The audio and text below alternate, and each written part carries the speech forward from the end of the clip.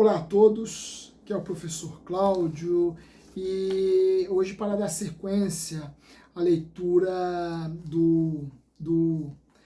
da sociedade, do livro A Sociedade do Cansaço, do autor coreano Byung-Chul Han, que é uma obra cuja leitura estamos fazendo aqui em nosso canal, e hoje trataremos de um capítulo por meio do qual o Byung-Chul Han vai fazer uma crítica ao conceito de sociedade ativa desenvolvido pela filósofa Hannah Arendt, resgatando a importância de uma vida contemplativa na sociedade na qual estamos vivendo, que o Byung-Chul Han, de forma muito precisa, define como sociedade do cansaço. De fato, vivemos numa sociedade extremamente cansada, numa sociedade extremamente esgotada. Nós veremos hoje a importância do conceito de vida contemplativa, proposto pelo Byung-Chul Han, repito, tendo em vista o modelo ou o conceito de sociedade ativa postulado pela Hannah Arendt, defendido pela Hannah Arendt. O Byung-Chul Han é crítico deste conceito. Haja vista a Hannah Arendt tratar o conceito, a ideia de contemplação, dar à ideia de contemplação uma importância, aliás, não dar a ideia de contemplação, de vida contemplativa, a importância que o Byung-Chul Han julga ter. Lembrando também que a Hannah Arendt, quando critica a vida contemplativa, ela tem um conceito, tem uma ideia de vida contemplativa, que é uma ideia de vida contemplativa muito ligada a uma tradição filosófica de vertente platônica e principalmente a tradição a tradição cristã, né? Então hoje nós veremos quais são os fundamentos que o Byung-Chul Han recorre para ressaltar a importância da contemplação na sociedade do cansaço, na sociedade na qual estamos inseridos. Mas antes de iniciar essa nossa reflexão, quero te convidar a se inscrever em nosso canal. Este é um espaço por meio do qual nós divulgamos conhecimento tão menosprezado, tão desdenhado, tão criticado, por assim dizer, tão desprezado nessa sociedade do cansaço, que não tem, nós veremos isso aqui nesta obra, que não tem tempo para construir conhecimento, uma sociedade que vive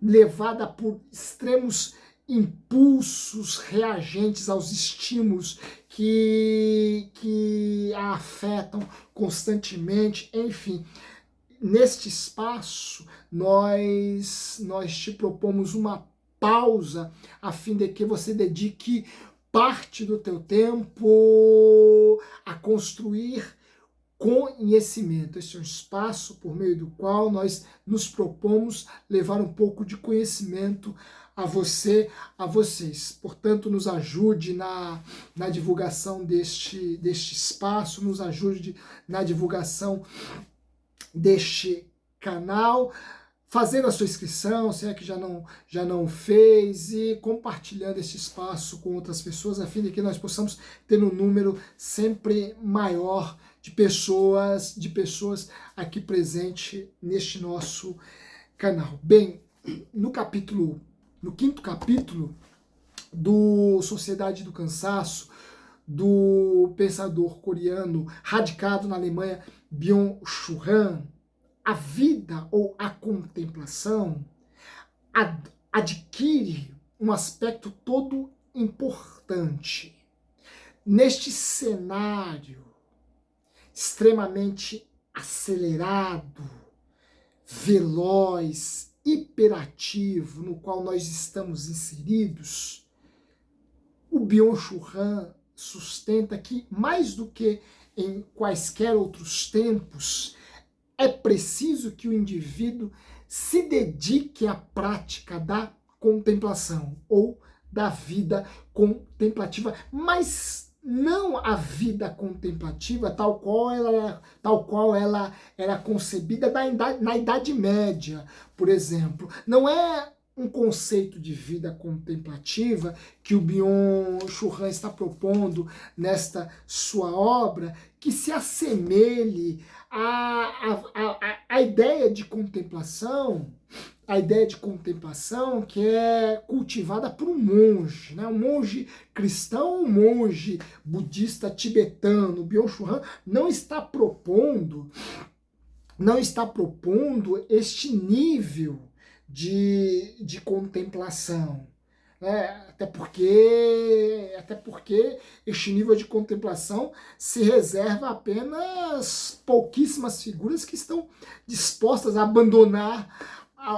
abrir mão de muita coisa para se dedicar a ela. Não é este nível de contemplação, mas uma contemplação que todos nós somos capazes de cultivar sem que isto comprometa aquilo que é em nossa vida, sem que isso cause grandes mudanças em nosso estilo de vida, sem que isso... É claro que a contemplação pode nos levar a rever algumas coisas relacionadas à nossa conduta, à nossa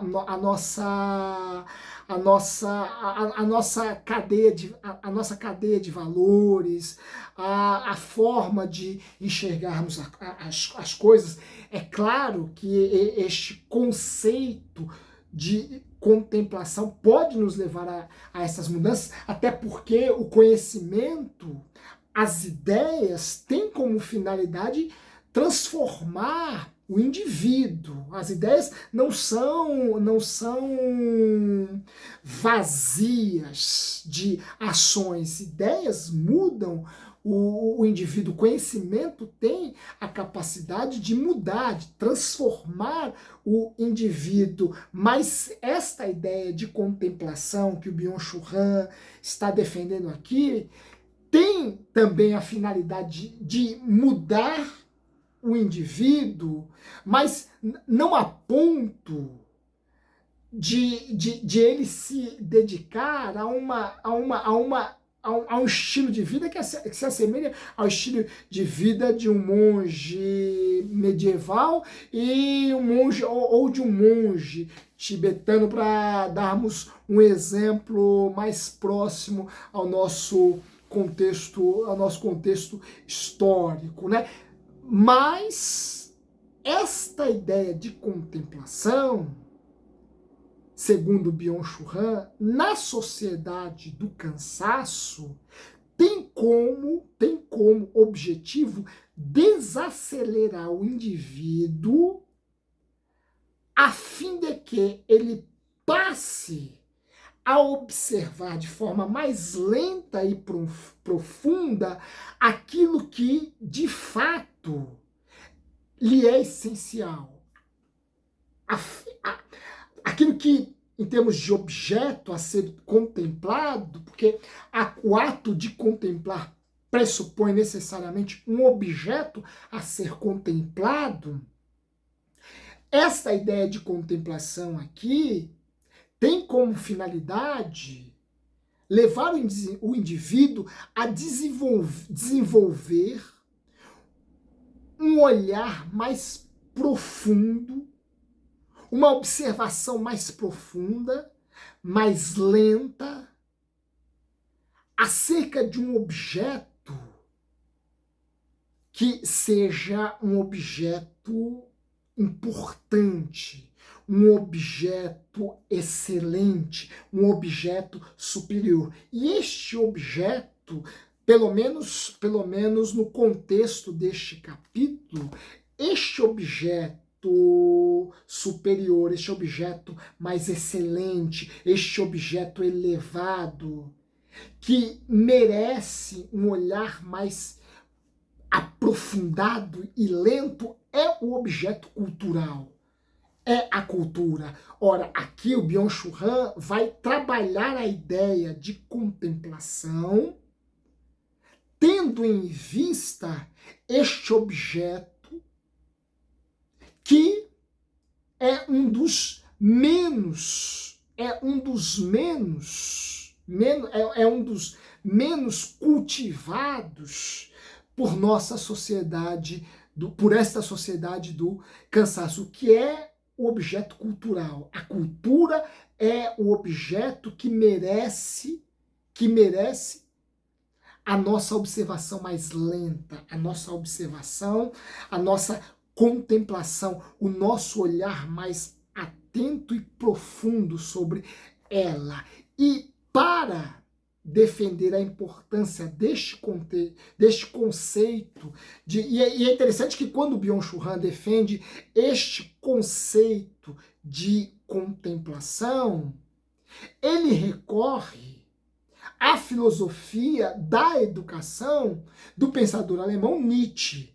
Nietzsche vai ser, para o Byung-Chul Han, o pensador que vai oferecer as bases desta pedagogia que precisa ser por nós assimilada e praticada a fim de que nós nos entreguemos com um pouco mais de cuidado, com um pouco mais de profundidade,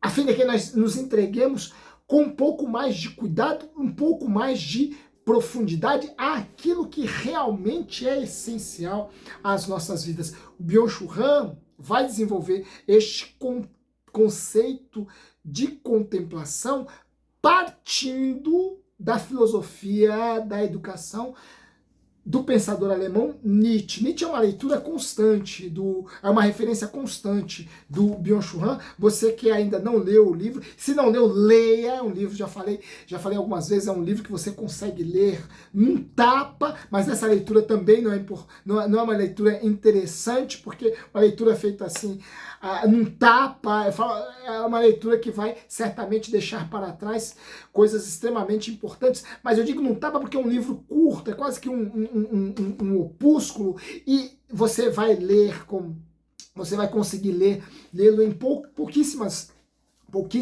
horas, talvez isso de forma intercalada, mas que certamente vai merecer de você uma outra leitura devido às reflexões aqui contidas, né, que são extremamente importantes. E quem já leu o livro já deve ter notado que uma das referências constantes do Byung-Chul Han é o pensador alemão Nietzsche. E aqui ele vai recorrer ao Nietzsche pedagogo, por assim dizer, né, entre aspas, ao Nietzsche, entre aspas, educador. E este Nietzsche educador parte do pressuposto de que toda a educação, toda a escolarização, toda a pedagogia requer do indivíduo, pelo menos, a prática de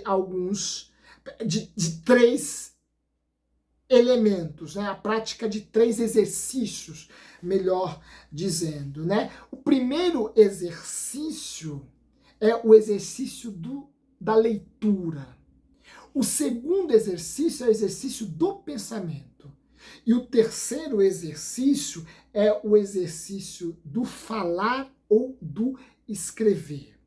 Uma educação bem-sucedida, vai nos afirmar Nietzsche, deve observar esses três processos: o processo da leitura, o processo do pensamento e o processo da fala ou da escrita. É sobre este tripé que uma boa educação, uma boa escolarização se constrói. E a base da leitura, a prática da leitura, o exercício da leitura, pressupõe necessariamente o ato de enxergar. Ler é enxergar. Nós só lemos aquilo que enxergamos. E aqui eu me refiro a uma leitura, a um conceito de leitura, que é um conceito de leitura escolar mesmo, né? E o Byung-Chul Han não tergiversa dessa referência. A leitura aqui é evocada como parte deste processo de escolarização do indivíduo. E a leitura pressupõe necessariamente o ato de enxergar. Portanto, esta pedagogia nietzschiana, que nos coloca diante dos 3 fundamentos necessários para a nossa escolarização, para a escolarização bem-sucedida, implica a pedagogia do ver, a pedagogia do enxergar. E aqui nós já estamos nos referindo ao conceito da contemplação defendido pelo Byung-Chul Han, porque eu só consigo ver, eu só consigo enxergar, eu só consigo fazer uma leitura apropriada das coisas se eu estiver aberto a uma vida contemplativa, a uma vida que consiste na suspensão das minhas atividades, a fim de que eu me dedique a uma outra atividade cujo objeto se coloca como sendo mais excelente, como sendo mais nobre, como sendo superior. E aqui nós já devemos desconstruir um preconceito que pode surgir a partir de uma defesa da ideia de contemplação, porque a contemplação, para alguns, pressupõe um estado de passividade, pressupõe um estado de inatividade, mas, na verdade, a contemplação é uma atividade. A contemplação não pressupõe necessariamente uma inatividade absoluta, porque a contemplação, tal qual pensada aqui pelo Byung-Chul Han, consiste em suspendermos ou interrompermos todas as outras atividades a fim de que nos dediquemos a uma atividade melhor, a uma atividade mais excelente, a uma atividade superior, que é a atividade de uma leitura que vai contribuir para a nossa formação cultural, para o nosso crescimento cultural, para o nosso crescimento científico, filosófico, político, artístico. Isso depende do objeto que você vai recorrer a fim de se debruçar sobre ele, se entregar contemplativamente a ele. Portanto, a contemplação não pressupõe a ausência da atividade, mas pressupõe, isto sim, uma atividade que é superior por conta da grandeza do objeto que a ocupa. E aqui, mais uma vez, Nietzsche é um filósofo que nos serve de referência, que serve de referência ao Byung-Chul Han, porque Nietzsche vai desconstruir esta ideia de atividade como sendo uma ideia, relevante, visto que ela é determinada por objetos, por causas ou motivações insignificantes. De nada adianta uma vida extremamente ativa se aquilo que motiva o indivíduo é insignificante, é superficial, é caricatural, carece de grandeza ou de excelência. Daí Nietzsche dizer que aos ativos falta justamente a atividade por excelência, né? Gente ativa não tem tempo para se dedicar à leitura. Gente ativa, não ativa demais, não tem tempo. E vocês podem notar isso, né? Pessoas que fizeram de sua vida um elogio à atividade ou ao ativismo ou à hiperatividade, que é um conceito mais próximo daquilo que está presente nessa sociedade do cansaço. Esse tipo de pessoa que fez da vida um elogio à atividade, normalmente se dedica a uma vida ativa, se dedica a determinadas atividades cuja causa ou a motivação é sempre superficial, é sempre caricatural, é sempre medíocre e pequena. A estes ativos, Nietzsche diz que lhes falta a atividade por excelência, a atividade superior. E daí, conclui Nietzsche, e daí eles serem, na verdade, preguiçosos. Preguiçosos por quê? Porque acabam não tendo tempo para cultivar aquilo que é mais excelente, aquilo que é mais relevante, aquilo que é superior. E o que é superior? A cultura. E o que é superior? A ciência, a filosofia, as artes, a literatura. Ora, numa sociedade extremamente ativa, estes objetos são ignorados, são menosprezados, são desdenhados. Por quê? Porque eles são taxados de irrelevantes. Ora, porque os indivíduos julgam correr atrás de coisas aparentemente mais importantes, mas que na essência são superficiais, são caricaturais, são fúteis, são irrelevantes. A contemplação, tal qual proposta pelo pensador Byung-Chul Han, a contemplação é justamente esta pausa que nós devemos dar em nossas atividades para nos dedicarmos àquilo que é superior, para nos dedicarmos à cultura, para nos dedicarmos à filosofia, para nos dedicarmos à arte, para nos dedicarmos à ciência, para nos dedicarmos à literatura, à história, enfim, nós precisamos cultivar um tempo que seja ele voltado para os objetos, para estes objetos que são os objetos superiores, que são os objetos excelentes, que são os objetos essenciais. Agora, para que eu me dedique, para que eu consagre um tempo de minha vida a esta contemplação, eu preciso primeiramente superar os estímulos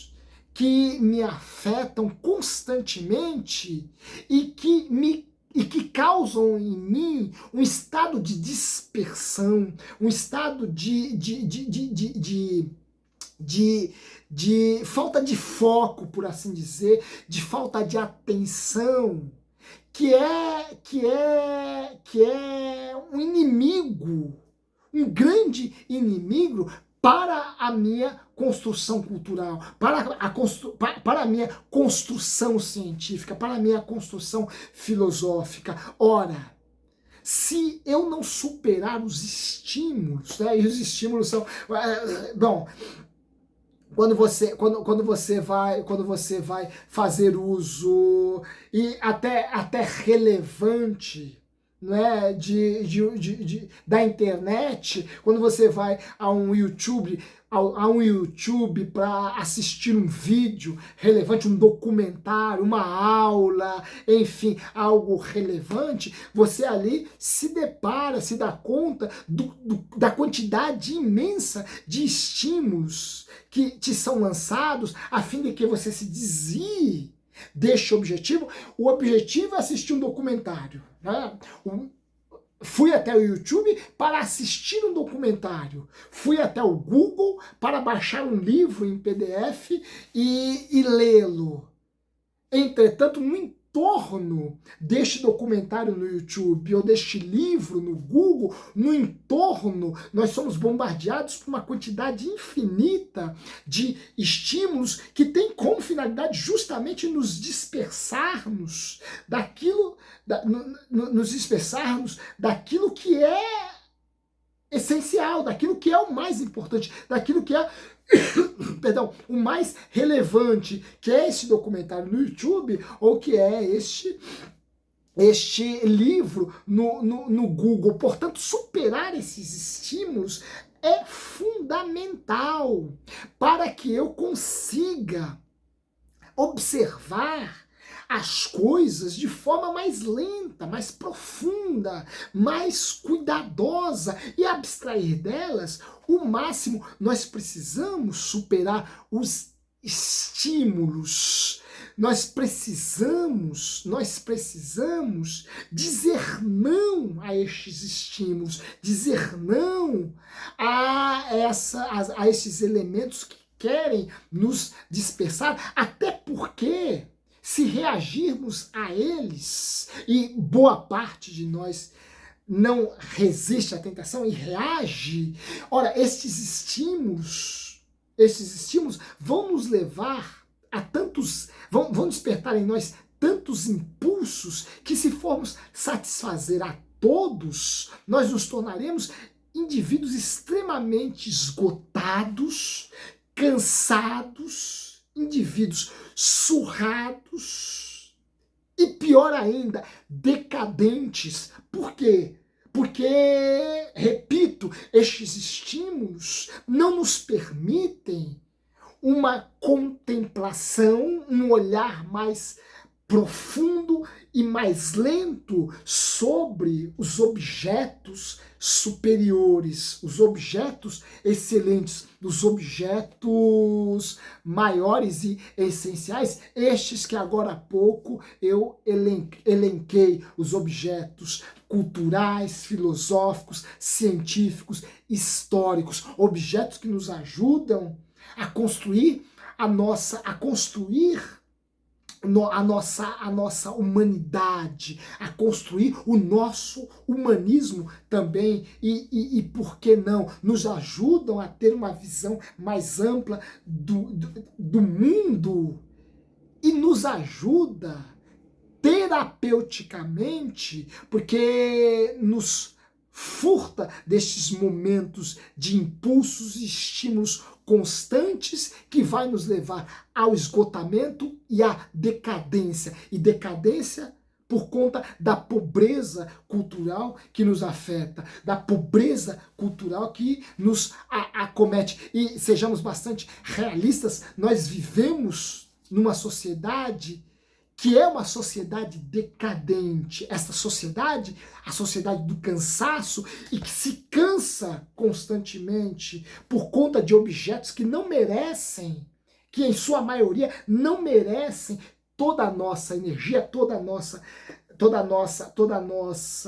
dedicação. Essa sociedade do cansaço é uma sociedade decadente. Por quê? Porque toda a sua energia, ou a maior parte de sua energia, é canalizada, de sua atenção é canalizada para aquilo que é superficial, para aquilo que é fútil, para aquilo que é caricatural, para aquilo que é banal. Ora, se eu me entregar a este hiperativismo, ou essas atividades constantes, e aqui a Hannah Arendt é um objeto da crítica do Byung-Chul Han, porque em vez de uma sociedade ativa que legou para um lugar de menor importância à contemplação, o Byung-Chul Han vai propor uma sociedade mais contemplativa. E essa sociedade mais contemplativa